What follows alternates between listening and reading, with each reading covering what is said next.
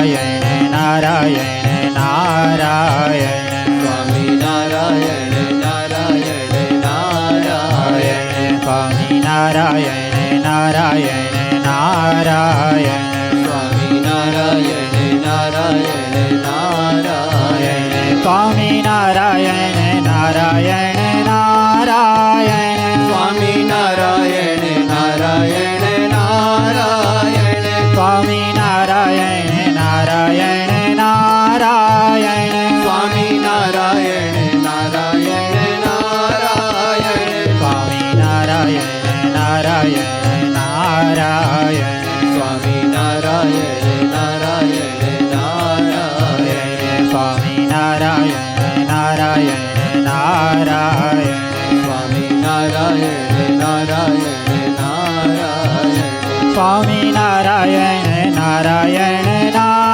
नारायण स्वामी नारायण नारायण नारायण स्वामी नारायण नारायण नारायण स्वामी नारायण नारायण नारायण स्वामी नारायण नारायण नारायण स्वामी नारायण नारायण नारायण स्वामी नारायण नारायण नारायण स्वामी नारायण नारायण नारायण। दोनों हाथ जोड़कर आंखें मूंदकर प्रार्थना में जुड़ेंगे।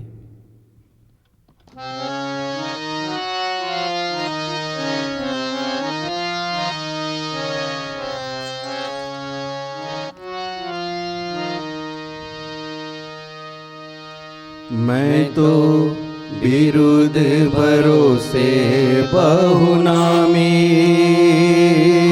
मैं तो बिरुद भरोसे बहुनामी,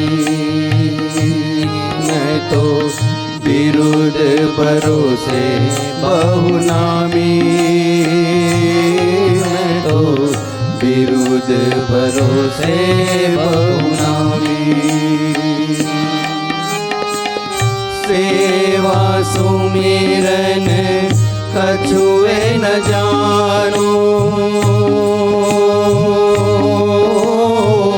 सेवा सुमिरन कछुए न जानो, सुनियो परम गुरु स्वामी, मैं तो बिरुद भरोसे बहुनामी, मैं तो बिरुद भरोसे बहुनामी,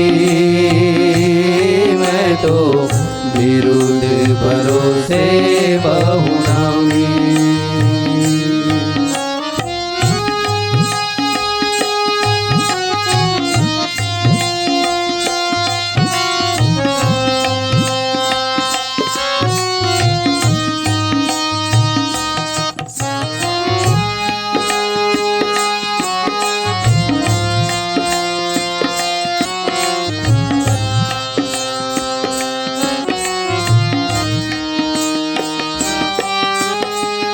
गज अरुगीद तारी है गनिका,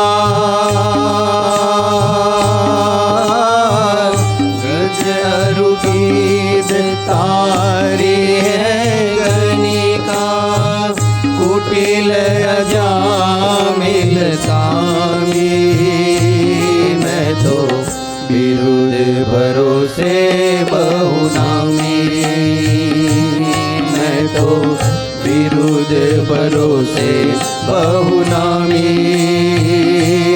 मैं तो बिरुद भरोसे बहुनामी।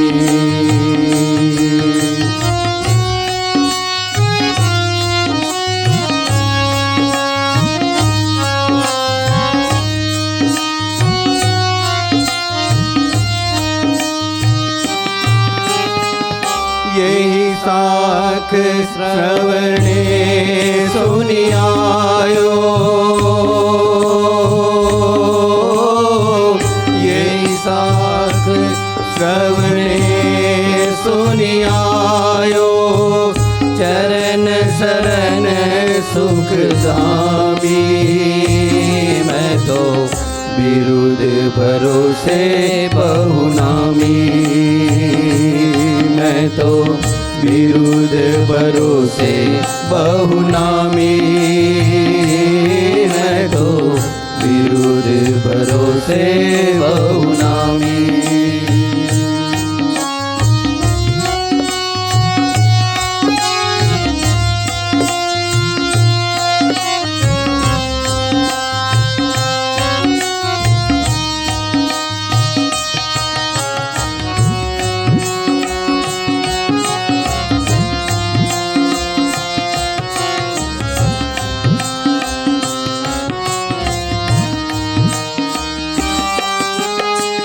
प्रेमानंद कहे तारो के मारो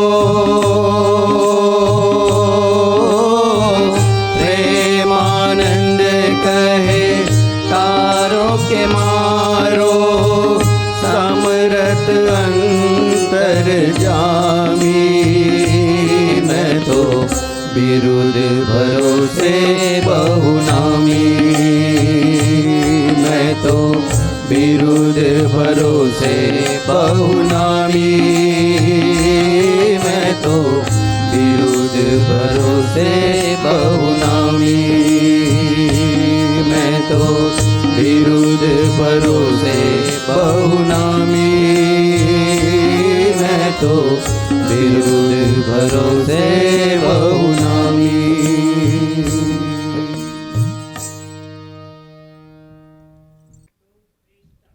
अब हम स्तुति का गान समूह में करेंगे।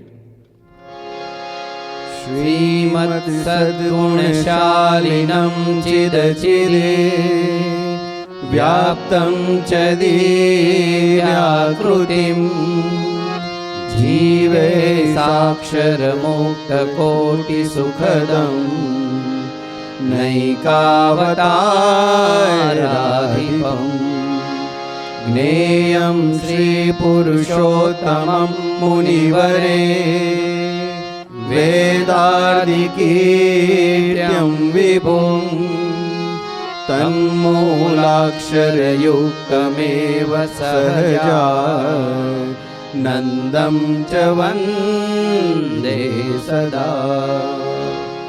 ॐ सहना भवतु सहनौ भुनक्तु सह वीर्यं करवावहै तेजस्विनावधीतमस्तु मा विद्विषावहै। ॐ शान्ति शान्ति शान्तिः। गुणातीतोऽक्षरं ब्रह्म भगवान् पुरुषोत्तम जनो जानं निदं सत्यं मुच्यते भवबन्धना। श्री स्वामीनारायण भगवान की जय। योगी जी महाराज कहते थे, मुझे कीर्तन भक्ति बहुत प्रिय है। कोई कीर्तन गान करता है तो मुझे बहुत आनंद होता है। तो आइए हम भी भगवान और संत के स्मरण के साथ कीर्तन भक्ति में जुड़ते हैं। श्री स्वामीनारायण भगवान की जय।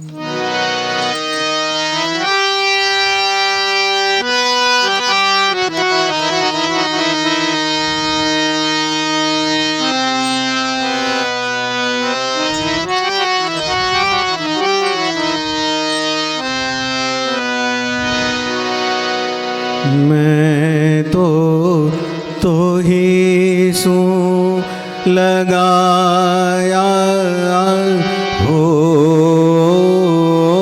नेहरा मेरा सांवरा पिया मेरे जिए का जिया। मैं तो ही सू लगाया हो नेहरा मेरा सांवरा पिया पिया मेरे जिए का जिया मेरा सांवरा पिया मेरे जिए का जिया।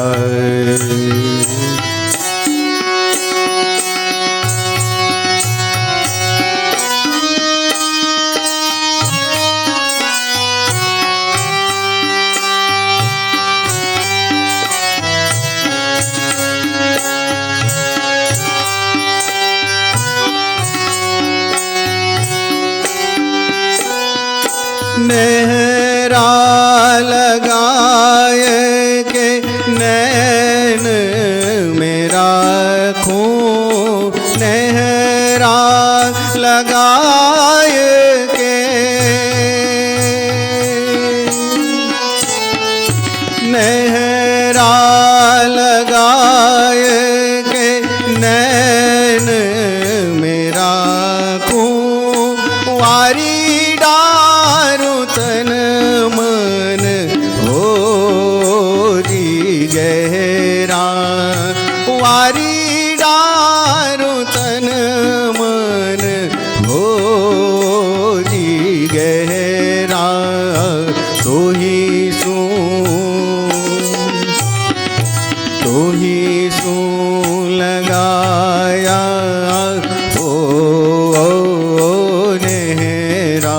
मेरा सांवरा पिया मेरे जिए का जिया मेरा सांवरा पिया मेरे जिए का जिया।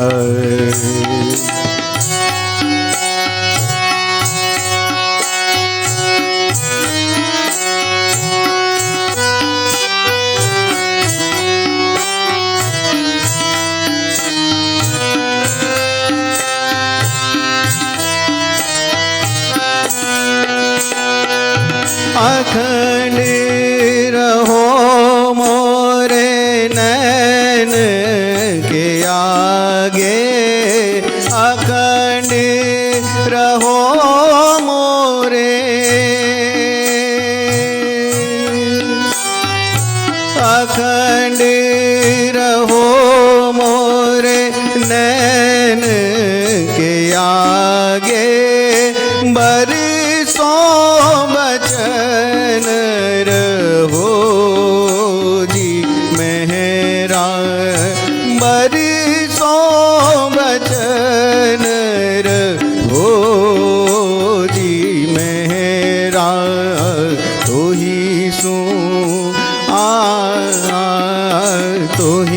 सुन लगाया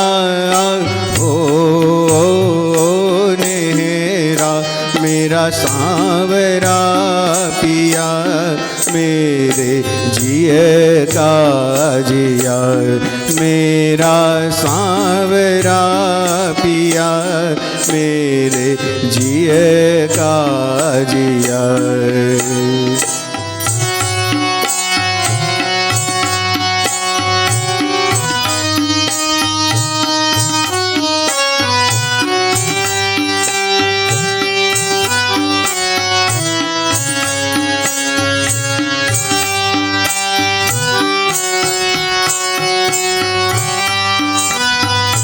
नख शीख निरकू चकोर चंद जू नख शीख निरकू नख शीख निरकू चकोर चंद जू करी राखूर हो जी तेरा करी राखूर हो जी तेरा तो ही सुन लगाया हो नेहरा मेरा सांवरा पिया मेरे जिए का जिया मेरा सांवरा पिया मेरे जिए का जिया।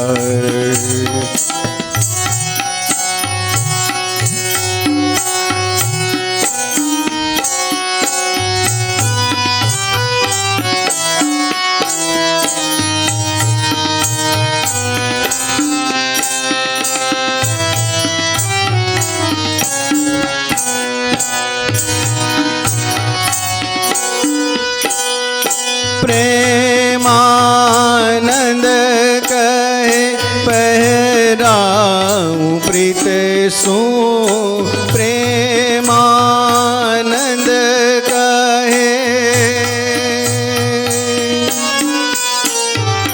प्रेमानंद कहे पहराऊं प्रीत सो।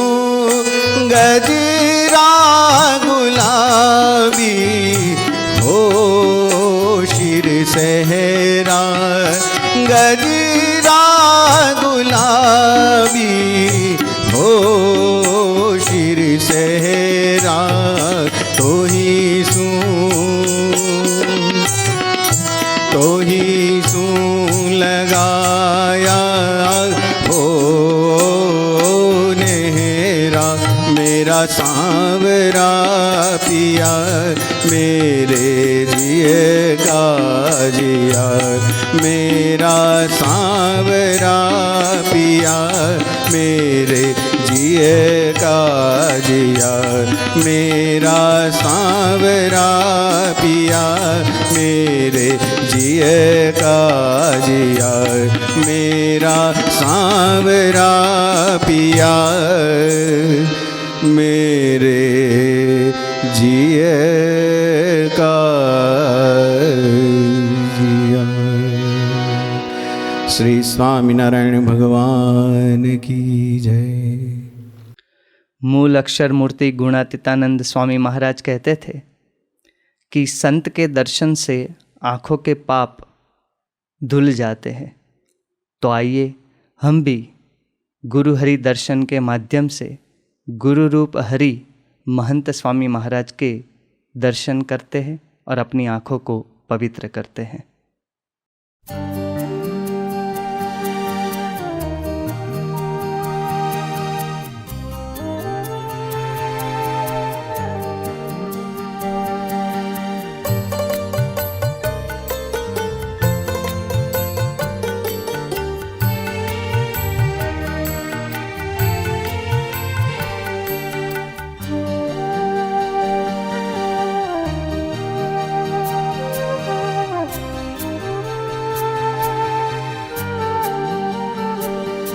योगी जी तमारा दर्शन थी। सुख चैन अमोने खूब मड़े। भक्ति नी बेली अंतर थी। पाली फूली ने खूब पड़े। योगी जी तमारा दर्शन थी।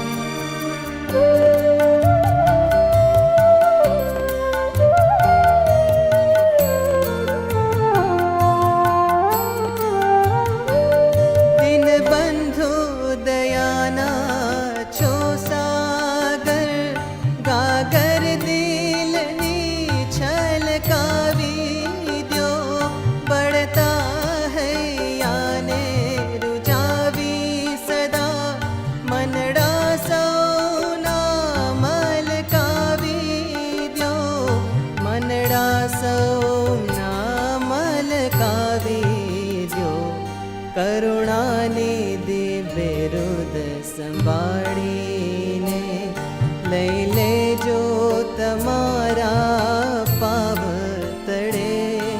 योगी जी तमारा दर દર્શનથી.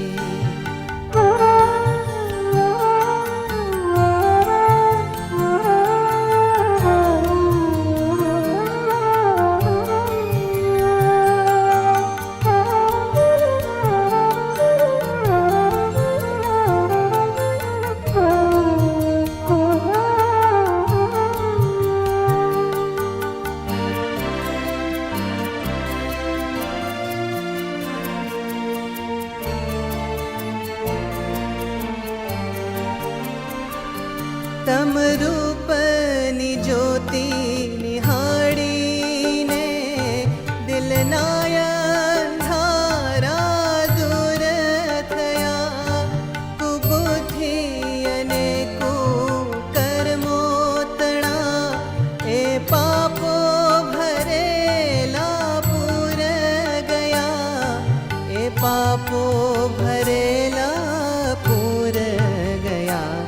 તમ કૃપાથી જ્ઞાન જીવન સ્વામી, જીવનમાં જ્ઞાનની જ્યોતિ પ્રજળે.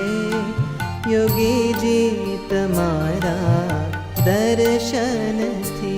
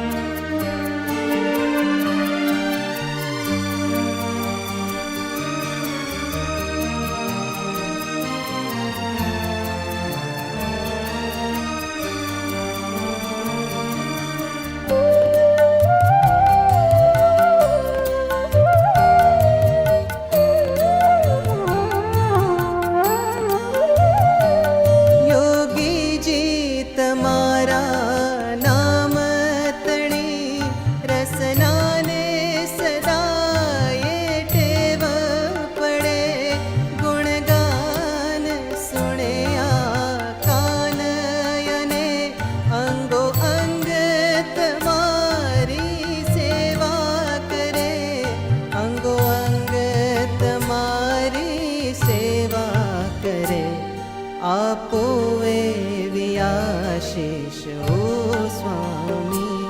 તન મનના બધાએ વિકારો ટળે. યોગીજી તમારા દર્શનથી.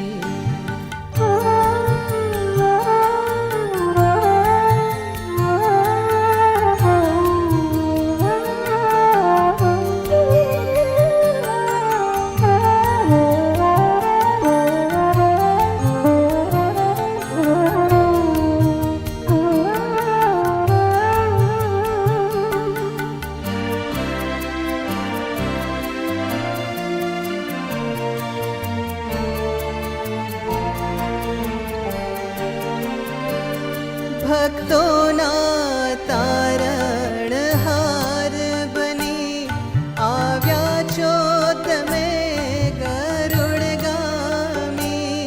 ઘનશ્યામ પ્રભુ સાકાર તમે અક્ષર પુરુષોત્તમ છો સ્વામી. અક્ષર પુરુષોત્તમ છો સ્વામી.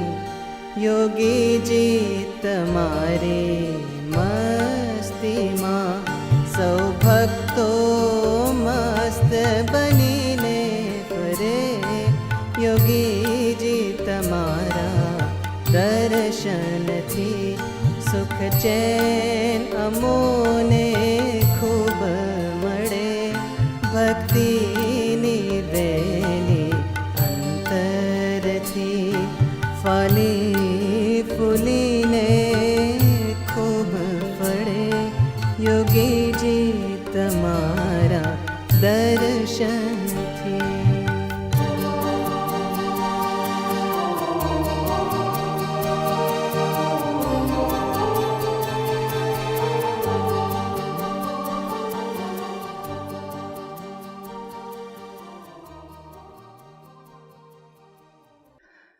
भगवान स्वामीनारायण के एक परमहंस ने अपने काव्य में कहा है कि संसार है सुख दुख का दरिया।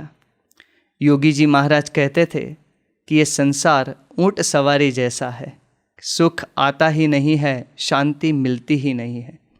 प्रमुख स्वामी महाराज भी कहते थे कि यह संसार है दुख दुख का दरिया।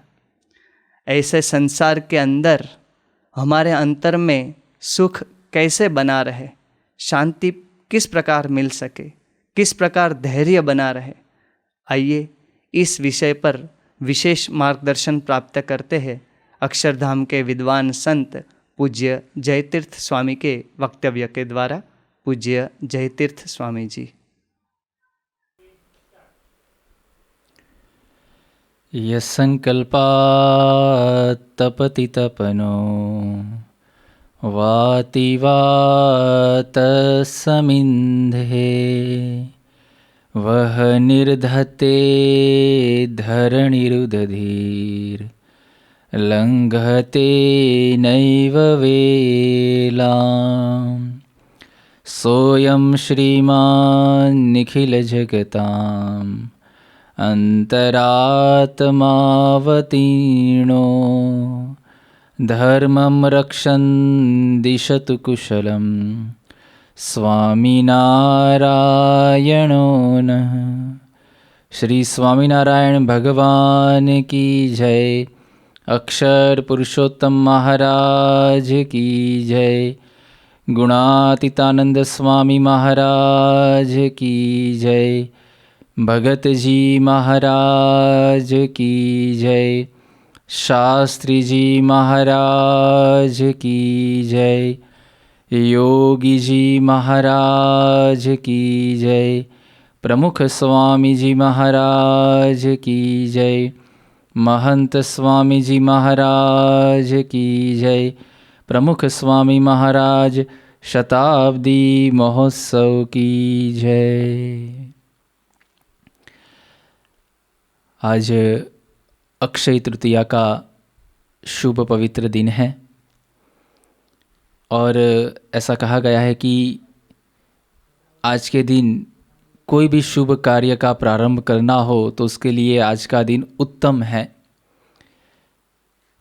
अभी वैशाख महीने का प्रारंभ हो चुका है और ये गर्मी के दिनों में जो प्रखर ताप होता है तो इन दिनों में भगवान को शीतलता मिले, इस हेतु से चंदन के जो वस्त्र है, चंदन की जो अर्चा है वो भगवान को अर्पण किए जाते हैं ताकि भगवान को शीतलता प्राप्त हो। ऐसे शुभ और पवित्र दिन के ऊपर एक और कथा भी हमारे शास्त्रों में प्राप्त होती है। अभी हर रोज़ हम श्री स्वामीनारायण चरित मानस ग्रंथ की कथा का रसपान कर रहे हैं। पूज्य मुनिवत्सल स्वामी जी के मुख से ये कथा का लाभ हम सभी प्राप्त कर रहे हैं।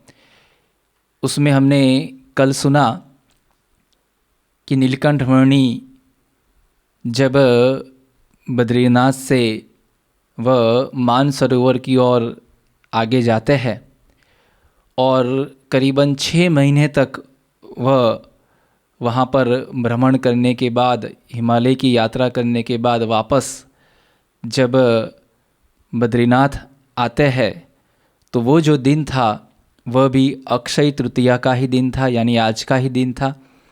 और आज से बद्रीनाथ भगवान के मंदिर के जो किवाड़ है वो भक्तों के दर्शन के लिए खुले जाते हैं। तो ऐसे पवित्र दिन और ऐसे पवित्र अवसर पर हम भगवान स्वामीनारायण की परावाणी ऐसे वचनामृत ग्रंथ का हम पठन करेंगे। स्वामीनारायण हरे, स्वामीनारायण हरे। संवत 1881 में श्रावण कृष्णा चतुर्थी को स्वामी श्री सहजानंद जी महाराज श्री गढ़ड़ा स्थित दादा खाचर के राजभवन में पश्चिमी द्वार के कमरे के बरामदे में पलंग पर विराजमान थे। उन्होंने श्वेत पाग बांधी थी, सफ़ेद पिछोरी ओढ़ी थी तथा श्वेत धोती धारण की थी। उनके समक्ष परमहंसों तथा विभिन्न प्रांतों के हरिभक्तों की सभा हो रही थी। उस समय श्री जी महाराज ने कहा कि प्रश्नोत्तरी का प्रारंभ कीजिए। इसके बाद मुक्तानंद स्वामी ने प्रश्न किया कि हे महाराज, इस संसार में कितने ही प्रकार के विक्षेप उपस्थित होते हैं। उस विक्षेप के समय भगवान के भक्त की किस प्रकार की समझ रखनी चाहिए ताकि उसके अंतःकरण में अखंड आनंद ही आनंद रहा करे। यहाँ पर भगवान स्वामीनारायण ने जब सभी संतों और परमहंसों को, भक्तों को ये बात बताई कि प्रश्नोत्तरी का प्रारंभ करो, तब भगवान स्वामीनारायण के संत परमहंस सद्गुरु मुक्तानंद स्वामी जी ने एक अद्भुत प्रश्न पूछा। उन्होंने पूछा कि भगवान, हमारे जीवन में अनेक प्रकार के विक्षेप, अनेक प्रकार की बाधाएं, अनेक प्रकार की समस्याएं आती है। इन समस्याओं में हमें कौन सी समझ रखनी चाहिए जिससे अखंड आनंद हमारे हृदय में बना रहे। मुक्तानंद स्वामी जी का ये जो प्रश्न है वो आज से 200 सवा 200 साल पहले यानी भगवान स्वामीनारायण के समय का नहीं है, लेकिन जब से ये पृथ्वी पर मनुष्य का जन्म हुआ है और जब तक इस पृथ्वी पर मनुष्य रहेगा तब तक का एक शाश्वत प्रश्न मुक्तानंद स्वामी ने भगवान स्वामीनारायण को पूछा है। उन्होंने पूछा कि भगवान, ये समस्याओं में, विक्षेपों में, बाधाओं में हम कैसे आनंदित रह सकते हैं, कैसे स्थिर रह सकते हैं, कैसे सुख और शांति प्राप्त कर सकते हैं, आप हमें बताइए। आज हम देखें कि प्रत्येक मनुष्य अपने जीवन में सुख और शांति चाहता है और उसके लिए वो दिन रात प्रयत्न करता है, पुरुषार्थ करता है, मेहनत करता है। आज दुनिया में जो भी संशोधन हुए हैं, जो भी विकास हम देख रहे हैं, उसके पीछे भी एक ही उद्देश्य मनुष्य का है, सुख और शांति की प्राप्ति। हम देखें प्रत्येक क्षेत्र में आज कितना विकास हुआ है। पहले के समय में एक जगह से दूसरी जगह पर संदेशा भिजवाना होता था तो लोग पैदल चलकर जाते थे या कोई आदमी को भेजते थे। आज मोबाइल फ़ोन, ईमेल का ज़माना आ गया है। कितना विकास हुआ। यहाँ पर बैठे बैठे दूर अमेरिका, लंदन में हमारा कोई रिश्तेदार रहता हो, उसके साथ हम वीडियो कॉलिंग के द्वारा सहजता से ही बात कर सकते हैं। वाहन व्यवहार में भी कितना विकास हुआ। पहले के समय में एक जगह से दूसरी जगह पर जाना हो तो लोग पैदल चलकर जाते थे, घोड़े पर बैठकर जाते थे, बैलगाड़ी में जाते थे। आज हवाई जहाज़ का ज़माना आ गया, आकाश में उड़कर जाते हैं। 8 घंटे में दिल्ली से आप लंदन पहुंच सकते हैं। कितना विकास। पहले के समय में लोग तृण की झोपड़ी में रहते थे या कच्ची ईंटों के मकानों में रहते थे। आज हाई राइज बिल्डिंग हमें समाज में, शहरों में देखने को मिलती है। स्मार्ट होम्स का ज़माना आ गया है। पहले के समय में आप देखो, पेड़ से गिरे हुए जो फल है उसको खाकर मनुष्य अपना जीवन गुजारता था। आज 5 स्टार 7 स्टार होटल में पिज़्ज़ा, बर्गर आदि अनेक प्रकार के व्यंजनों को खाकर वो मौज करता है। तो प्रत्येक क्षेत्र में, चाहे वो कम्युनिकेशन का क्षेत्र हो या खेती का क्षेत्र हो या मेडिकल क्षेत्र हो, शिक्षा का क्षेत्र हो, प्रत्येक क्षेत्र में हमने विकास किया है, संशोधन किया है। और उसके पीछे मनुष्य का एक ही विचार है कि हम सुखी बन जाए। लेकिन इतने विकास और इतनी सुख सुविधा के साधन होने के बावजूद भी आज मनुष्य दुखी है, परेशान है, त्रस्त है। हम देखें कि कई बार मनुष्य ऊपर से हमें आनंदित लगता है, खुश लगता है, लेकिन भीतर से वो दुखी होता है।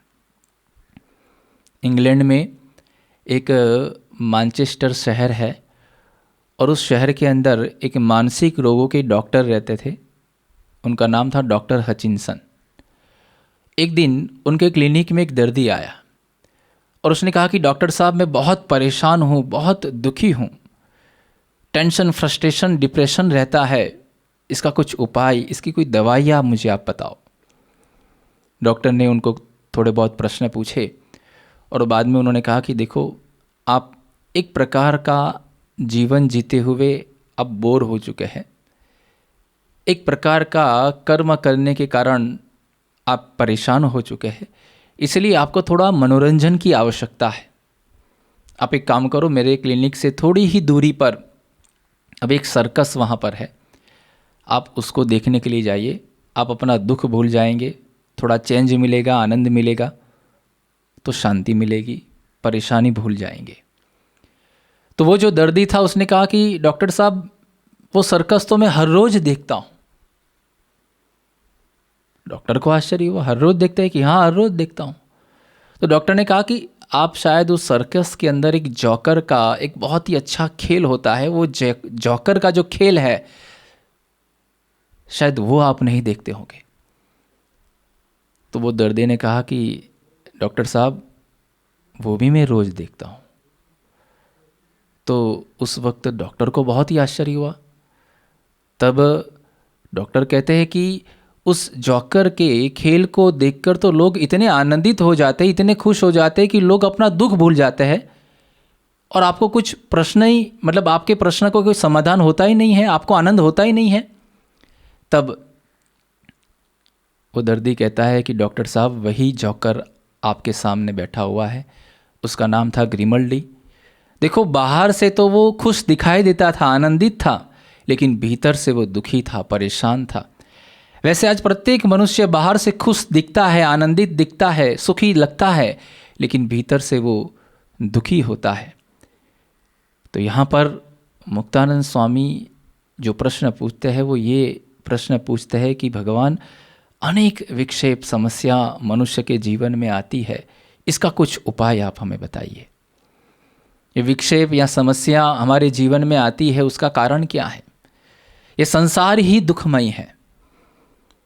मुक्तानंद स्वामी जी ने ही एक कीर्तन में लिखा है, संसार छे सुख दुख नो दरियो। ये संसार सुख और दुख का समुद्र है।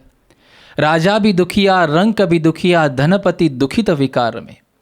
राजा हो या रंक हो, सभी अपने जीवन में कोई ना कोई प्रश्न या समस्या से परेशान है, दुखी है, त्रस्त है।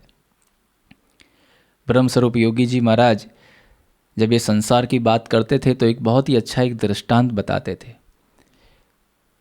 वो कहते थे कि एक सेठ जी थे और उनका एक बहुत ही बड़ा तबेला था, उसमें करीबन 100 जितनी भैंसें थी और वो 100 भैंसें को संभालने के लिए, उनकी देखभाल करने के लिए सेठ जी ने एक चरवाहा रखा था। एक दिन सेठ जी ने उस चरवाहे को कहा कि ये 100 भैंसें जो खड़ी है तबेले में, उन सभी को बिठाने के बाद ही तुम्हें विश्राम करना है। चरवाहे को लगा कि अब इनको बिठाने में कितना समय लगेगा, एक के बाद एक वो बिठाता गया। ऐसे करते करते करीबन 60-70 जितनी भैंसें बैठ गई, 30 भैंसें बाकी थी। उसको लगा कि बस ये 30 भैंसें बैठ जाए, बाद में शांति से स्नान करके भोजन करके विश्राम करूँगा। बाद में और बिठाता गया। ऐसे करते करते 90 भैंस बैठ गई, 10 भैंसें बाकी रही। 91, 92, 93 ऐसे करते करते 99 भैंस उसने बिठा दी। एक भैंस बाकी थी और उसके मन में विचार आया कि बस ये भैंस बैठ जाए, बाद में विश्राम करूँगा, आराम करूँगा। लेकिन जैसे ही वो भैंस को बिठाने जाता है, भैंस बैठती ही नहीं है। चरवाहे को आश्चर्य हुआ कि अरे ये कौन सा घास चरकर आई है, बैठती क्यों नहीं है। चरवाहे ने उसकी सींग पकड़े और उसको जरा झुकाया, दबाया, लेकिन फिर भी नहीं बैठी। उसका पैर पकड़कर खींचा तो भी नहीं बैठी, उसकी पूंछ मरोड़ी तो भी नहीं बैठी। बहुत ही बल लगा के उसने उस भैंस के ऊपर जोर से इसे फोर्स किया और दबाया, और जैसे ही उसको दबाया और भैंस बैठी और धब ऐसी आवाज़ आई, और उसकी ये आवाज़ सुनकर बाकी की जो 99 भैंस थी वो अपने स्थान से खड़ी हो गई। एक प्रश्न का समाधान होता नहीं है, दूसरे 99 खड़े हो जाते हैं। ये संसार दुखमय है, विक्षेप तो जीवन में आने वाले ही है। भगवान राम, भगवान कृष्ण, भगवान स्वामीनारायण सभी भक्तों के जीवन में भी दुख, समस्या और परेशानी आई है।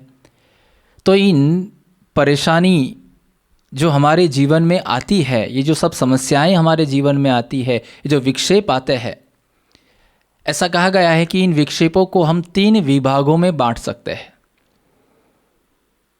3 प्रकार के विक्षेप मनुष्य के जीवन में आते हैं। पहला प्रकार है आधिदैविक विक्षेप, यानी देवताओं की ओर से जो विक्षेप आते हैं। कभी बाढ़ आ गई, अतिवृष्टि हुई, कभी अकाल पड़ा, भूकंप आ गया। ये जो विक्षेप, जो दैवी विक्षेप जिनको हम कह सकते हैं, ये भी मनुष्य को सहन करने पड़ते हैं। दूसरे प्रकार के जो विक्षेप है वह है आध्यात्मिक विक्षेप, यानी मन विचलित हो जाता है। कई बार हमारे जो स्वभाव है, काम, क्रोध, लोभ, मोह, मद, मत्सर, आशा, तृष्णा, इन स्वभाव के कारण मनुष्य दुखी बनता है और परेशान होता है। ये जो विक्षेप है उसको आध्यात्मिक विक्षेप कहा गया है। दुर्योधन के पास क्या कमी थी? हस्तिनापुर जैसा राज्य, उसका वो राजकुमार था, खाने पीने की सब कुछ व्यवस्था उसके पास थी, सुख सुविधा सब कुछ उसके पास था, नौकर चाकर दास दासियां उसकी सेवा में तैनात थे। लेकिन ये दुर्योधन जो है वो हमेशा उदास रहता था, खाने के लिए उसकी इच्छा नहीं होती थी। धीरे धीरे उसका वजन भी कम होने लगा। धृतराष्ट्र को चिंता हुई कि मेरे बेटे को क्या हो गया, वो खाना नहीं खा रहा है, हमेशा उदास रहता है, प्रश्न क्या है। उसने वैद्य को बुलाया और वैद्य राज को कहा कि आप जरा देखो, मेरे बेटे की नाड़ी देखो, वो उसको कौन सा रोग हुआ है, खाना नहीं खाता है, वजन कम होता जा रहा है। वैद्यराज ने जांच की लेकिन कुछ रोग पता नहीं चला। दुर्योधन ने कहा कि उसको पता नहीं चलेगा, मुझे जो रोग है वो मुझे ही पता है। तो पूछा गया कि भाई क्या प्रश्न है आपको? उस वक्त दुर्योधन कहता है कि ये जो युधिष्ठिर है, ये जो पांडव है, वो हर रोज 10,000 ब्राह्मणों को भोजन कराते हैं और वो सारे ब्राह्मण पेट पर हाथ घुमाते घुमाते हमारे महल की आगे से पसार होते हैं और युधिष्ठिर की, पांडवों की वाह करते जाते हैं। और उसको सुनकर मुझे अत्यंत जलन होती है, ईर्ष्या होती है, दुख होता है और इसीलिए मैं उदास रहता हूँ। देखो, ईर्ष्या के कारण दुर्योधन दुखी था, परेशान था। तो ये जो हमारे स्वभाव है, इस स्वभाव के कारण कई बार हम दुखी हो जाते हैं, परेशान हो जाते हैं। इसको आध्यात्मिक विक्षेप कहते हैं। और तीसरे प्रकार के जो विक्षेप है वह है आदि भौतिक विक्षेप, यानी मनुष्य की ओर से जो विक्षेप आते हैं हमारे जीवन में, उसको आदि भौतिक विक्षेप कहा गया है। पारिवारिक कलह, कई बार आर्थिक मुश्किलें जीवन में आ जाए, पति पत्नी, भाई भाई, पिता पुत्र, सास बहू के बीच में जो कलह होता है और उसके कारण जब हम परेशान होते हैं, दुखी होते हैं, ये आदि भौतिक विक्षेप है। समाज में कई बार ये महामारी जो फैलती है, ये भी आदि भौतिक ही विक्षेप है। आज ये कोरोना का कहर पूरी दुनिया में जो चला हुआ है, इसको हम आदि भौतिक विक्षेप कह सकते हैं। तो ऐसे अनेक प्रकार के विक्षेप हमारे जीवन में आते हैं। इन विक्षेपों में हमें कैसे हमारे जीवन में स्थिरता बनाए रखनी है या कैसे हम स्थिर रह सकते हैं, इसका उपाय क्या है, ये प्रश्न मुक्तानंद स्वामी भगवान स्वामीनारायण को पूछते हैं। उन्होंने अद्भुत बात यहाँ पर पूछी कि भगवान, कौन सी समझ है कि जिससे हम हमारे जीवन में स्थिर और शांति प्राप्त कर सकते हैं, स्थिरता प्राप्त कर सकते हैं, अखंड आनंद प्राप्त कर सकते हैं। जीवन में सच्चा सुख और आनंद प्राप्त करना हो तो उसका उपाय ज्ञान और समझ ही है। भगवान कृष्ण भी अर्जुन को गीता में यही उपदेश देते हुए कहते हैं, ज्ञानम लब्ध्वा पराम शांति अचिरेणाधिगच्छति। जीवन में यदि परम शांति प्राप्त करनी है तो उसके लिए ज्ञान को प्राप्त करना अत्यंत अनिवार्य है। भगवान स्वामीनारायण भी सारंगपुर के 18वें वचनामृत में कहते हैं कि जो समझदार है, जो ज्ञानवान है, वही अपने जीवन में सुखी बनता है। तो ज्ञान और समझ यानी जो हमारी सोच है, जो हमारे विचार है, उसी से हम हमारे जीवन में सुख और शांति प्राप्त कर सकते हैं। ऐसा कहा गया है कि व्यक्ति जो सोचता है उसका जो विचार है वो क्रिया बनती है, क्रिया धीरे धीरे आदत बनती है, आदत मनुष्य का स्वभाव बनता है, स्वभाव संस्कार बनकर वही आपका भविष्य बनता है। यदि आपकी सोच, यदि आपका विचार सही होगा, पॉजिटिव होगा, तो आपका भविष्य भी अच्छा ही होने वाला है। तो ये विचार, ये सोच, ये जो समझ है, ये जो ज्ञान है, ये कौन सा ज्ञान है जिसको हमारे जीवन में हम अपनाएं, जिससे हम अखंड आनंद प्राप्त कर सकते हैं? ये प्रश्न यहाँ पर मुक्तानंद स्वामी जी ने पूछा हुआ है। तो भगवान स्वामीनारायण इसका उत्तर देते हुए कहते हैं, उस समय श्री जी महाराज ने कहा कि इसके उत्तर में तो हमें यही दिखता है कि भक्त यदि शरीर से भिन्न अपने आत्मस्वरूप का ही निरंतर निधिध्यास रखे, मायिक पदार्थ मात्र के नश्वर होने का अनुस्मरण रखे तथा भगवान का महात्म ज्ञान रखे, तो इन तीनों साधनों से उसे कोई भी विक्षेप बाधक नहीं बना पाता। भगवान स्वामीनारायण ने यहाँ पर 3 उपाय बताए, और ये 3 उपाय यदि हमारे जीवन में हम अपनाते हैं तो चाहे कोई भी प्रकार का विक्षेप, बाधा या समस्या हमारे जीवन में आए, उसमें हम स्थिर, शांत और आनंदित रह सकते हैं। भगवान स्वामीनारायण ने यहाँ पर प्रथम उपाय जो बताया वो है सांख्य ज्ञान, यानी दुनिया नश्वर है, नश्वरता का ज्ञान। ये विचार जीवन में अपनाना अत्यंत अनिवार्य है यदि हमें सुखी बनना है। तो सांख्य ज्ञान का अर्थ क्या है? गुणातीतानंद स्वामी ने अपने उपदेश में कहा है कि सांख्य ज्ञान अर्थात शरीर के जो भोग है, ये जो लोक है, ये जो दुनिया है और शरीर के जो रिश्ते नाते हैं, वो सब नश्वर है। स्वामी जी ने एक बात और भी बताई है कि सुख और शांति को यदि प्राप्त करना हो तो नित्य सांख्य विचार जीवन में करना चाहिए कि दुनिया नश्वर है। आज हम देखें मनुष्य दुखी क्यों होता है?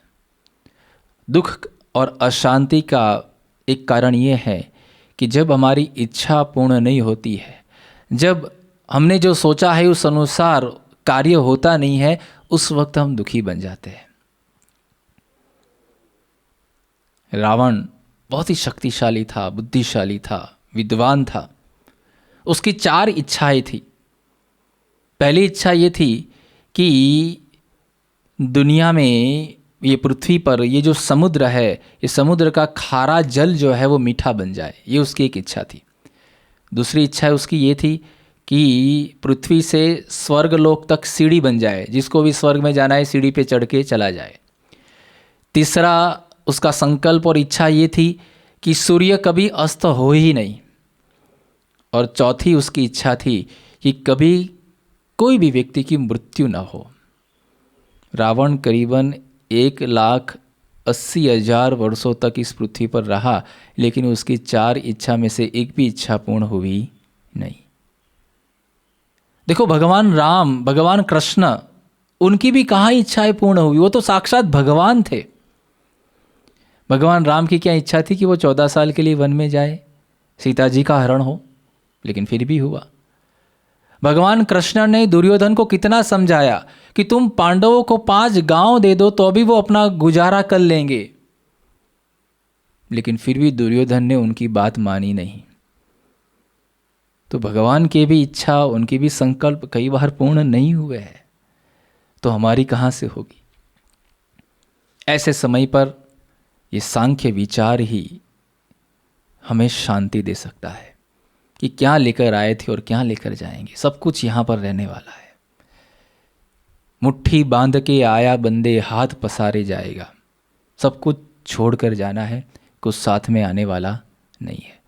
दूसरा, हम अशांत होते हैं, उसका कारण ये है कि विषयों में जो हमारी आसक्ति है, मोह है, ममता है, स्थान, पदार्थ या व्यक्ति में जो हमें स्नेह होता है, मोह या ममता हो जाती है, और वो जब हमसे दूर हो जाता है उस वक्त हम दुखी बन जाते हैं। लेकिन सांख्य विचार होगा, ये समझ होगी तो जीवन में शांति रहेगी। एक बार हुआ ऐसा कि एक डाकिया जो है, पोस्टमैन, वो एक घर के अंदर शादी की निमंत्रण पत्रिका देने के लिए जाता है, और वो पत्रिका को देखकर घर के सभी सदस्य अत्यंत आनंदित हो जाते हैं, खुश हो जाते हैं, एक दूसरे को मिठाइयाँ बांटते हैं। वही डाकिया एक दूसरे घर में जाता है और वहाँ पर किसी की मृत्यु का समाचार का पत्र वो देता है, और वो पत्र पढ़कर घर के सभी सदस्य दुखी हो जाते हैं, रोने लगते हैं, उदास और निराश हो जाते हैं। लेकिन जो डाकिया है, जो पोस्टमैन है, उसको तो न आनंद है न शोक है, क्योंकि उसको उस व्यक्ति के साथ कोई ममता नहीं है। जहाँ ममता है वहाँ पर ही दुख है, अशांति है। तो उसका उपाय भगवान स्वामिनारायण ने बताया कि दुनिया नश्वर है, ये नश्वरता का विचार हर रोज़ हमें करना चाहिए। एक अद्भुत पंक्ति लिखी गई है, याद रख सिकंदर के हौसले तो हाली थे, जब गया वो दुनिया से दोनों हाथ खाली थे, अदना हो या आला हो सबको लौट जाना है, मुफलिस और तवंगर का कब रही ठिकाना है। सब कुछ यहाँ पर छोड़कर जाना है। यही उपदेश भगवान कृष्ण अर्जुन को भी देते हैं, जातस्य ही ध्रुवोर मृत्युर ध्रुवम जन्म मृतस्य च तस्मात् परिहार्यर्थे नत्वम शोचितुम अर्हसि। हे अर्जुन, इस पृथ्वी पर जिसका जन्म है उसकी मृत्यु निश्चित है, उसको आप कभी टाल सकते नहीं है। ये विचार जिनके जीवन में है, उन व्यक्तियों के जीवन में हमें देखने को मिलता है कि दुख समस्या आई है, विक्षेप आए हैं, लेकिन फिर भी वो शांत और स्थिर थे, आनंदित थे।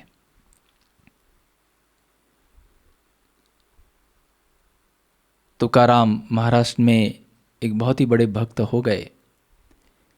एक दिन वो अपने गांव में से पसार हो रहे थे, तो गांव के कुछ ऐसे द्वेषी विरोधी लोग थे, उन्होंने तुकाराम को पकड़ा और उनको गधे के ऊपर बिठाया, माथे के सारे बाल निकाल दिए, मुंडन कर लिया, माथे पे चूना लगाया, गले में गाजर और बैंगन की माला बनाकर पहनाई, और गधे की पूंछ उनके हाथों में पकड़ाई, और ढोल नगारे बजाते बजाते पूरे गांव में उनकी यात्रा, नगर यात्रा निकाली। इतना उनका अपमान हुआ। और ये तुकाराम जब अपने घर पर गए तो उनकी पत्नी ने जब ये देखा तो वो भी बेचारी अत्यंत दुखी हो गई, परेशान हो गई, और वो कहने लगे कि देखो आपका कितना अपमान इन लोगों ने किया। तुकाराम हंस रहे थे, वो खुश थे, आनंदित थे। उन्होंने कहा कि देखो ये तो खुशी की बात है, हमें तो आनंदित होना चाहिए। अरे इसमें कौन सा आनंद, आपका इतना अपमान हुआ है, हम समाज में मुंह दिखाने के लायक नहीं रहे हैं और आप खुश हैं, आप आनंदित हैं। तब तुकाराम कहते कि देखो कई दिनों से मेरे बाल बढ़ गए थे, कटवाने के पैसे नहीं थे, मुफ्त में बाल कट गए। सिर पर इतना खाज बढ़ गया था, ये डैंड्रफ, तो चूना लगाया तो वो भी निकल गया। तुम सोचो पिछले कई दिनों से हमने घर में हरी सब्जी खाई नहीं है, गाजर और बैंगन आए, एक हफ्ते तक सब्जी चलेगी। और जब हमारी शादी हुई थी, कहाँ मैं घोड़े पे बैठकर बारात लेकर आया था, आज पूरे गांव में बारात निकल गई। देखो दुख जीवन में आया, लेकिन तुकाराम आनंदित थे, कारण ये सांख्य विचार। उसी से जीवन में सुख और शांति रहती है। एक बार एक फकीर वो रास्ते पर चलते हुए जा रहे थे, रास्ते में एक रस्सी पड़ी हुई थी। फकीर को लगा कि चलो उसको ले लेते हैं, कहीं काम में लगेगी। रस्सी को उठाया और उन्होंने अपने कंधे पे डाला और चलने लगे। थोड़े आगे गए तो उन्होंने देखा कि कंधे पर जो रस्सी रखी थी वो रस्सी कहीं गिर गई है। पीछे मुड़कर देखा, दिखाई नहीं दी। फकीर विचार करने लगे, रस्सा पाया ही नहीं था। ये सांख्य विचार है और उससे ही जीवन में शांति रहेगी। तो सुख और शांति का उपाय भगवान स्वामिनारायण ने बताया, सांख्य विचार। एक बार विदेश में एक राजा थे और ये राजा का बहुत ही बड़ा एक महल था और उस महल के आगे उन्होंने एक सुंदर बगीचा बनाया था, तैयार किया था। और इस बगीचे में उन्होंने सन डायल रखा था, यानी सूर्य घड़ी। और ये सूर्य घड़ी के नीचे वो एक सुवाक्य लिखना चाहते थे। तो उनके राज्य के जो फिलोसोफर थे उन्होंने उनको बुलाया और कहा कि आप ऐसा कोई वाक्य यहाँ पर लिखो इस सन डायल के नीचे कि जब मैं अत्यंत आनंद में हूँ उस वक्त ये वाक्य को पढ़कर मैं मेरे जीवन में स्थिरता प्राप्त कर लूँ, यानी मैं बहुत हवा में उड़ने न लगूँ। और जब मेरे जीवन में अत्यंत दुख हो, टेंशन हो, फ्रस्ट्रेशन हो, डिप्रेशन हो, और उस वक्त मैं जब इस वाक्य को पढ़ूँ उस वक्त मेरे जीवन में स्थिरता और शांति मिले, ऐसा एक वाक्य आप यहाँ पर लिखिए। ये तो बहुत ही कठिन है। सुख में और दुख में दोनों में स्थिरता और शांति प्रदान करे, ऐसा कौन सा वाक्य हो सकता है। लेकिन वो जो फिलोसोफर था उसने एक अद्भुत वाक्य वहाँ पर लिखा। उसने लिखा, दिस टू विल पास, यानी यह एक दिन रहेगा नहीं। देखो, जब भुज में भूकंप आया 2021 साल में, उस वक्त वहाँ पर मातम छाया हुआ था, सब लोग दुखी थे, कोई रो रहा था, कोई अनाथ हो गया था, कोई विधवा हो गई थी। बहुत दर्द भरा, दुख भरा वहाँ पर माहौल था। आज जब भुज में जाइए, लोग भूल गए।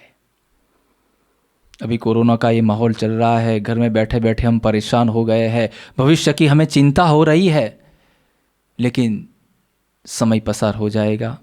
दिस टू विल पास, एक दिन ये भी चला जाएगा। ये सांख्य विचार से हमारे जीवन में ये सुख और शांति हम प्राप्त कर सकते हैं। दूसरा उपाय भगवान स्वामिनारायण ने बताया, आत्मज्ञान। शरीर से भिन्न जो आत्म तत्व है वो मैं हूँ, ये विचार यदि जीवन में रहेगा तो जीवन में शांति रहेगी। भगवान कृष्ण यही बात अर्जुन को सिखाते हैं। वो कहते हैं, न जायते म्रियते वा कदाचित, नायम भूत्वा भविता वा न भूयः, अजो नित्यः शाश्वतोयम पुराणो न हन्यते हन्यमाने शरीरे। हे अर्जुन, ये जो आत्मा है उसका तो जन्म भी नहीं है, उसकी तो मृत्यु भी नहीं है, और ये अविनाशी जो आत्म तत्व है वो तुम हो। ये आत्मज्ञान को सिद्ध करना ये अत्यंत अनिवार्य है यदि जीवन में सुख और शांति चाहिए तो। ये आत्मा कैसा है? सत्यम ज्ञानम अनंतम ब्रह्म। मैं आत्मा हूँ, मैं अक्षर हूँ, मैं ब्रह्म हूँ। ये विचार हमें शारीरिक रोगों से, शारीरिक कष्टों से और समाज में आने वाले विक्षेपों में हमें स्थिरता प्रदान करता है। आज जो भी कोई हम सुख का अनुभव करते हैं उसका कारण शरीर के अंदर जो ये आत्म तत्व है, इसीलिए। एक बार एक युवान था, उसकी शादी थी और बहुत ही अच्छी तरह से वो तैयार हुआ था, दूल्हा राजा बना था। और ये दूल्हे के जो पिताजी है वो सारे बारातियों की जाने की व्यवस्था में लगे हुए थे, बस में सभी को बिठा रहे थे। उस वक्त ये जो दूल्हा था वहाँ पर खड़ा खड़ा रोने लगा, उसकी आंखों में से अश्रुधारा बहने लगी। तो उस वक्त किसी ने उनके पिताजी को बताया, तो वो पिताजी आए, अपने बेटे को पूछा कि अरे बेटा क्यों रो रहा है? शादी के बाद तो वैसे भी सब लोग रोते हैं, तू तो शादी के पहले ही रोने लगा। तो वो दूल्हा कहता है कि पिताजी आप इन सभी लोगों को तो बस में बिठा रहे हैं, लेकिन आप मुझे ले जाएंगे या नहीं ले जाएंगे? तो उस वक्त वो जो पिताजी थे उन्होंने एक तमाचा लगाया और कहा कि तुम्हारे कारण तो ये सारा हमने तैयारियां की हुई है, तुम नहीं आओगे तो हम जाके क्या करेंगे? तो देखो, ये जो आत्मा शरीर के अंदर है और उसके लिए ही और उसके कारण ही हम गाड़ी, बंगला, मोटर या जो भी खान पान के जो व्यंजन है उसका भोग कर सकते हैं। यदि शरीर में से आत्मा निकल जाए, 56 प्रकार के भोग आपके सामने रखे एक भी आप ग्रहण कर पाएंगे नहीं। जो भी सुख आज हम भुगत रहे हैं उसका कारण हमारे शरीर के अंदर आत्म तत्व है, और ये आत्मा मेरा स्वरूप है। ये विचार जीवन में होगा तो शांति रहेगी, स्थिरता रहेगी। परम पूज्य प्रमुख स्वामी महाराज के जीवन में ये ज्ञान सिद्ध था। वो तो साक्षात ब्रह्म स्वरूप थे, भगवान के अखंड धारक संत थे। उनके जीवन में कई प्रसंगों में ये स्थिरता जो देखने को मिली है उसका कारण ये ज्ञान था। स्वामी जी का कई बार अपमान भी हुआ है, लेकिन फिर भी वो कभी विचलित होते नहीं है, हमेशा स्थिर रहते थे, कारण ये आत्मज्ञान उनके जीवन में सिद्ध था। जब 1998 की साल में परम पूज्य प्रमुख स्वामी महाराज की एंजियोग्राफी की गई न्यूयॉर्क में, वहाँ पर लेनॉक्सिल हॉस्पिटल में, और उस वक्त स्वामी जी को बताया गया कि स्वामी जी आपके हृदय की बहुत ही गंभीर परिस्थिति है, हमें तुरंत ही बाईपास सर्जरी करवानी पड़ेगी, बाईपास का ऑपरेशन करवाना पड़ेगा। स्वामी जी बिल्कुल निश्चिंत थे। उन्होंने कहा कोई बात नहीं, जैसी भगवान की इच्छा। फिर करीबन शाम को 3-3:30 बजे स्वामी जी का ऑपरेशन हुआ। तो स्वामी जी ऑपरेशन से पहले 2-3 घंटे आराम से वो निश्चिंत होकर सो गए थे, उनको कोई चिंता नहीं थी। उस ज़माने में तो ऐसा कोई टेक्नोलॉजी भी विकसित नहीं हुई थी, लेकिन फिर भी आप देखो कोई दूसरा व्यक्ति हो तो अरे बाईपास का ऑपरेशन करना है, उसको चिंता हो जाती है, भय लगता है, डर लगता है। स्वामी जी निश्चिंत थे क्योंकि वो अपने को आत्मा समझते थे। जीवन में सुख और दुख में स्थिरता प्राप्त करने के लिए ये आत्मज्ञान अत्यंत अनिवार्य है। ज्ञान और समझ से जीवन में धैर्य आता है, और धैर्य यदि जीवन में होगा तो स्थिरता आएगी। अभी हमें धैर्य रखना है, ये ज्ञान को समझना है, उसको सिद्ध करना है, तभी जीवन में स्थिरता और शांति हम प्राप्त कर पाएंगे। तीसरा उपाय भगवान स्वामिनारायण ने बताया, वह है भगवान का महात्म ज्ञान सहित निश्चय, यानी भगवान में श्रद्धा, भगवान की कर्तृत्व शक्ति का विचार करना। ये ज्ञान को जीवन में समझना अत्यंत अनिवार्य है। यदि इसको हम नहीं समझे तो हमारा पूरा जीवन व्यर्थ है। परम पूज्य प्रमुख स्वामी महाराज ने हमारे भारत देश के पूर्व राष्ट्रपति डॉक्टर APJ अब्दुल कलाम को भी ये बात बताते हुए कहा था कि भारत का यदि सही अर्थ में हमें विकास करना है तो उसके लिए ये भगवान में श्रद्धा होना वो अत्यंत अनिवार्य है। 1992 की साल में गांधीनगर में अक्षरधाम का निर्माण हुआ था, उसका उद्घाटन समारोह हुआ था, और उसी वर्ष अहमदाबाद में एक कॉन्फ्रेंस का आयोजन किया गया था। गायनेक ऑन्कोलॉजी के जो डॉक्टर्स थे उन डॉक्टरों की एक कॉन्फ्रेंस अहमदाबाद में सिविल हॉस्पिटल में वहाँ पर रखी थी, और देश विदेश के डॉक्टर्स सब वहाँ पर आए हुए थे। उस कॉन्फ्रेंस के अंदर एक UK से नेविल हैकर नाम के एक डॉक्टर भी आए हुए थे। कॉन्फ्रेंस चल रही थी और बीच में थोड़ा समय उनको मिला, तो उनको विचार आया कि यहाँ कोई दर्शनीय स्थान हो तो वहाँ पर उसको देखने के लिए जाना था। तो उन्होंने किसी को बताया कि यहाँ कोई ऐसा स्थान है। तो उन्होंने कहा कि हाँ एक स्थान है, अभी यहाँ पर एक अक्षरधाम मंदिर बना है, तो चलो हम वहाँ पर चलते हैं। और ये जो डॉक्टर थे नेविल हैकर, वो वहाँ अक्षरधाम मंदिर के दर्शन करने के लिए आए। भगवान स्वामिनारायण के उन्होंने दर्शन किए, संतों को मिले। संतों को विचार आया कि ये अक्षरधाम के निर्माता परम पूज्य प्रमुख स्वामी जी महाराज के दर्शन भी इनको हम कराए। और स्वामी जी एक भक्त के घर पर ठहरे हुए थे, वहाँ पर ये डॉक्टर को लेके गए, स्वामी जी के दर्शन उन्होंने किए। स्वामी जी ने वो जो डॉक्टर थे उनको एक प्रश्न पूछा, वो क्रिश्चियन थे। तो स्वामी जी ने उनको पूछा कि आप चर्च में जाते हैं या बाइबल का पठन करते हैं?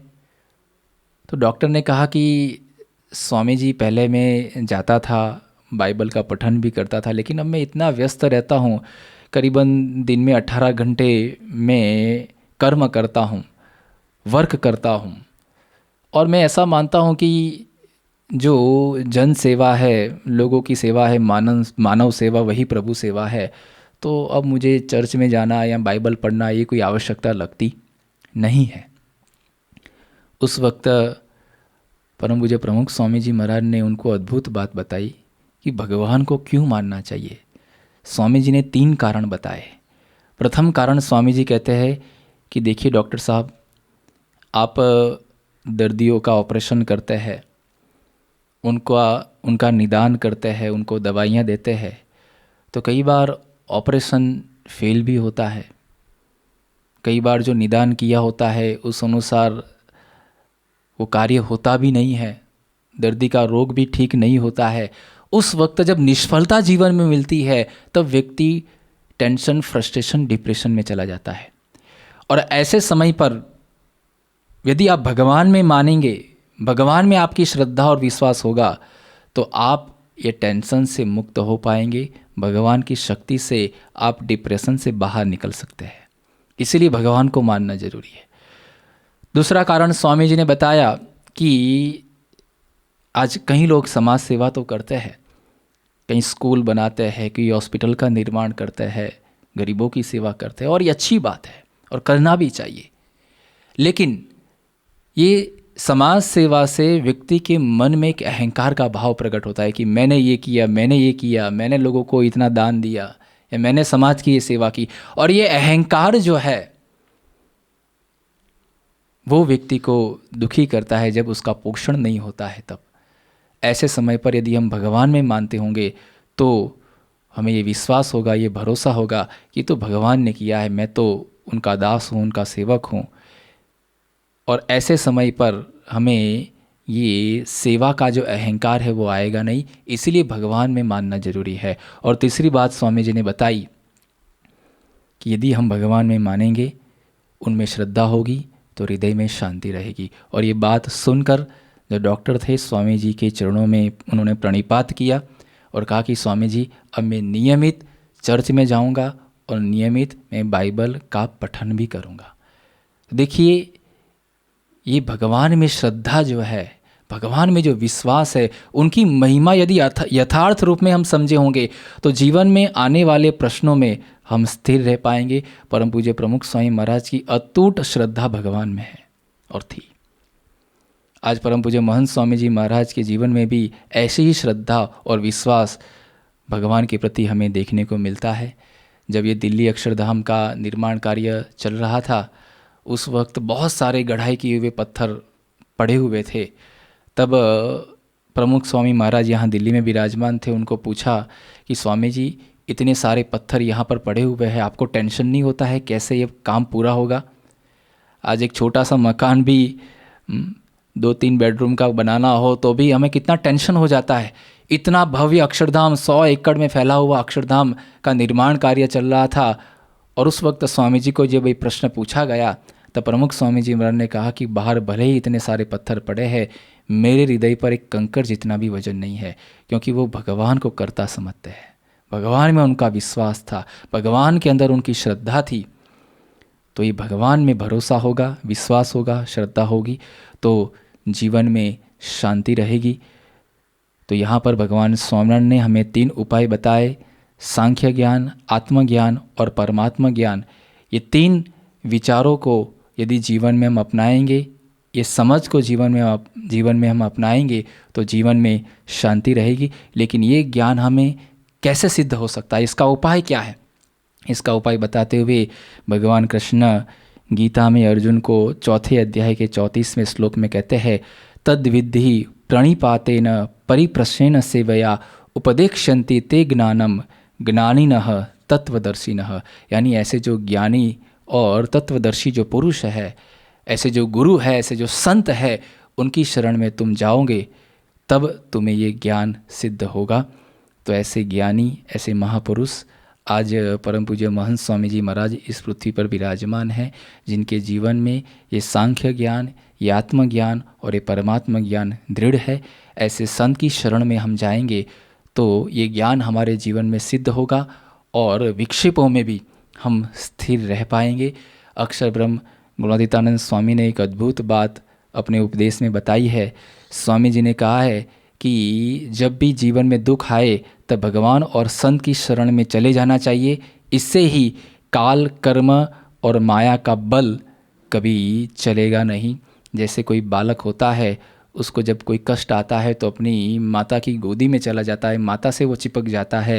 वैसे भगवान और संत की शरण में हम चले जाएंगे तो ये जो विपरीत काल अभी जो ये चल रहा है, इसमें भी हमें सुख और शांति मिलेगी। तो भगवान स्वामीनारायण ने हमें जो ये 3 उपाय बताए हैं, ये उपाय हमारे जीवन में दृढ़ हो, सिद्ध हो और कोई भी प्रकार का विक्षेप हमारे जीवन में बाधा न बन पाए, ऐसी आज के शुभ दिन पर भगवान और संत के चरणों में हम प्रार्थना करते हैं। श्री स्वामीनारायण भगवान की जय। पूज्य जयतीर्थ स्वामी के वक्तव्य के द्वारा हमने ये जाना कि ऐसे संसार के अंदर भी कौन सी ऐसी समझ है जिसके कारण हमारे अंतर में सुख शांति बना रहता है। गुरु हरि के जीवन में हमें देखने को मिलता है कि ऐसी कठिन परिस्थितियों के अंदर भी हमें वह हमेशा मार्गदर्शन प्रदान करते रहे हैं। तो आइए आज भी इस विकट परिस्थिति के अंदर गुरु हरि के प्रेरणा वचनों को सुने अमृतम के माध्यम से।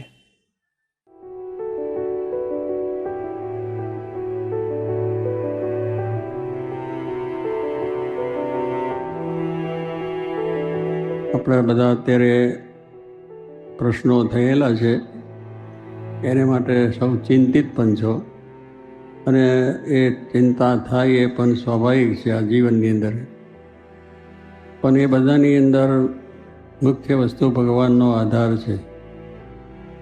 ભગવાનની અંદર શ્રદ્ધા અને વિશ્વાસ હશે તો બધા આવા ઘણા પ્રશ્નો છે એને આપણે પાર કરી શકીએ છીએ. કારણ કે ભગવાન કરતા છે. કરતા એટલે આપણને જ્યારે ધંધા પાણી બીજું ત્રીજું બધું સારું ચાલતું હોય તો કહેશે બહુ સારું ભગવાન દયા કરી. અને આવા જ્યારે મંદીના પ્રશ્નો આવે ત્યારે જરા મનમાં દુઃખ થાય કે આ બધું મારા ભગવાને કંઈ સારું કર્યું નહીં. પણ એવું છે જ નહીં. ભગવાન તો દરેકનું કલ્યાણ કરવા, સારું કરવા માટે જ આ પૃથ્વીમાં અવતાર લે છે. અને એ રીતે બધા રામ કૃષ્ણ બીજા અવતારો થયા અને મહારાજ શ્રીજી મહારાજ પણ પધાર્યા છે. અને ભગવાનની છે કે આપણને આવા સુખી પણ બનાવે છે અને આપણી નિષ્ઠા જોવાને માટે એ પાછા પરીક્ષા પણ કરે છે. ભક્તોની જે કરી છે આગળ ભક્તો થયા બધાની, એટલે પરીક્ષા કોની લેવાય કે જે વિદ્યાર્થી કોલેજમાં સ્કૂલમાં ભણતો હોય એની, પણ રસ્તે રખડતો હોય એની પરીક્ષા થાય નહીં. એટલે ભગવાન છે પરીક્ષા એટલા માટે કે અમારા ભક્ત છે એમાં રંચ માત્ર કસર ના રહે. અને દેશકાળ તો બધાને આવે છે. મહારાજના વખતમાં દુકાળ પડ્યા છે અને એ થયા, પણ એ વખતે બધાની ધીરજ હતી. એ જાણ્યું કે ભગવાન શ્રીજી મહારાજ જે કરતા છે સારું હોય છે, એ જ કરે છે. આપણે દુઃખે આપે છે અને સુખે આપે છે. તો કહેવાનું શું છે, અમને પણ બધાને સંતોને પણ દુઃખ થાય અને તમને તો થાય. એ તો વિશેષ કે તમારો ગ્રસ્તા પણ આવે. એ તો આવી પાર છે, દરિયા પાર એ ભગવાન કરનારા છે. એમાં સંસાર વ્યવહારના પ્રશ્નો આવે છે.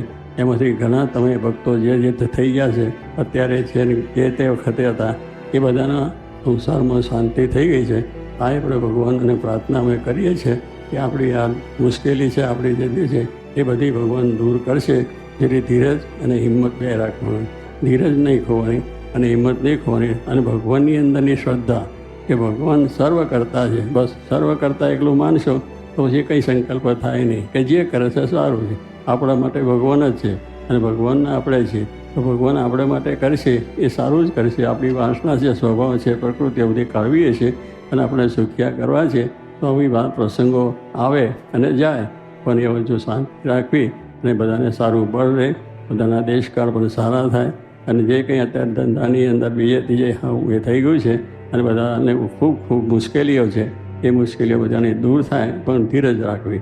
ધીરજના ફળ મીઠા કયા છે. આપણા દેશકાળ સુધરી જાય અને આપણું કાર્ય પાછું ચાલુ થશે. એ માટે ભગવાનને પ્રાર્થના.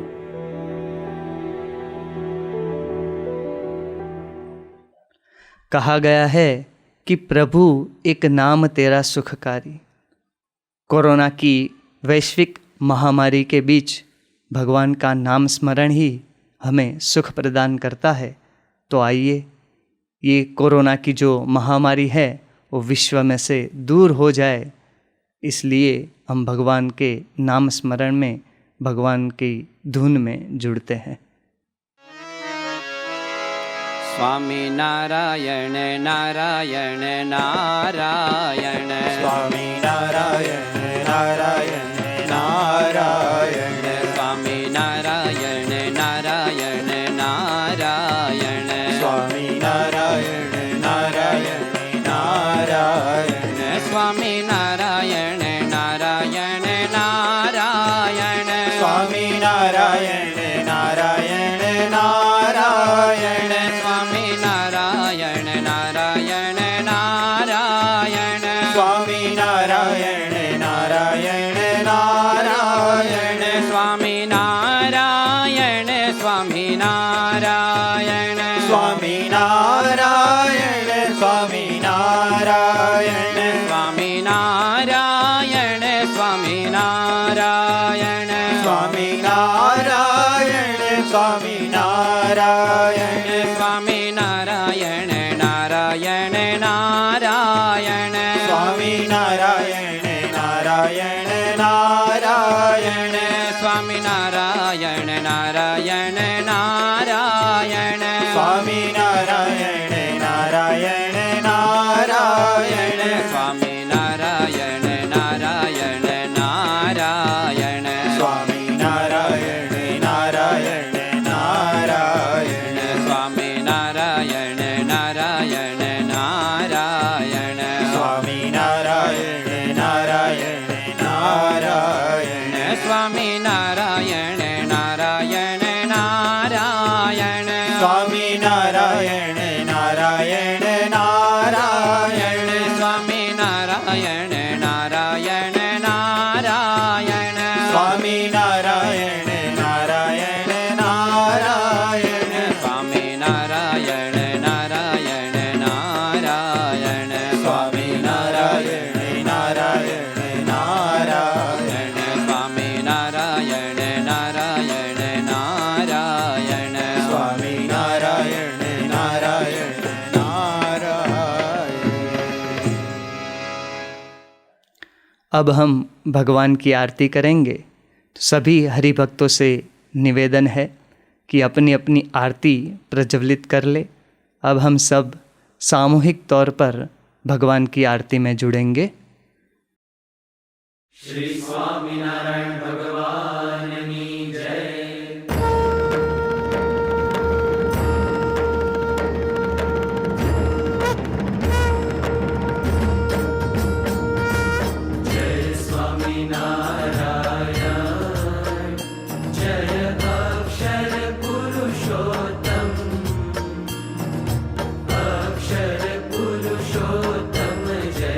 अक्षर पुरुषोत्तम जय, दर्शन सर्व